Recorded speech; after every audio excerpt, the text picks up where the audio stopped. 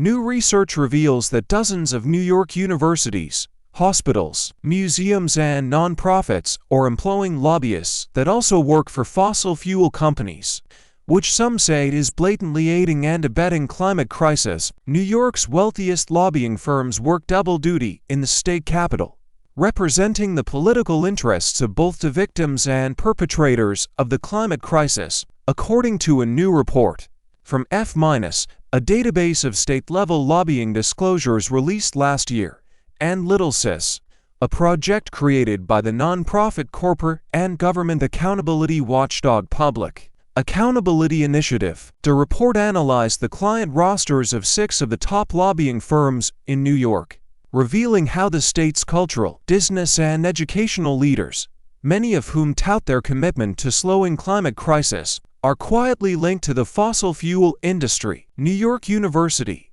which proudly pledged to divest its $5 billion endowment from coal, oil, and gas companies last year, shares lobbyists with 6 fossil fuel companies, including Valero and National Grid. Tobacco-Free Kids Action Fund, a nonprofit that offers education on the deadly health effects of cigarette smoke inhalation, works with the same New York-based lobbying firm as Koch Industries, known for its prolific history of climate denial and pollution of American air and water. The new museum, which currently exhibits a series of paintings featuring endangered plants and animals, employs the same lobbying firm as BP America and the Williams Companies, the largest operator of gas pipelines in the country. You have schools like New scrutinizing the energy efficiency of every single light bulb on campus, but then they turn around and hire the same firms that represent the people who are causing the climate crisis, said James Browning,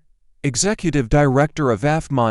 Browning said the clients of fossil fuel lobbyists are aiding and abetting climate change, lending their cultural cash and credibility to these lobbying firms. If lobbyists only worked with fossil fuel clients, it would be much easier for lawmakers in Albany to dismiss them, close the door, and not return any of their calls, Browning said. But because they have all these prestigious clients that are a huge part of New York's economy, it lends these lobbyists a kind of shield from scrutiny. Last year, Brown and Weinraup, one of the top-paid lobbying firms in New York, helped the American Petroleum Institute to oppose the creation of a superfund that would generate $3 billion annually for disaster recovery and climate resiliency projects. Brown and Weinraup also works with Google, which last year ramped up its public commitment to environmental causes. A spokesperson for Google told The Guardian that the company has a proven track record of sustainability,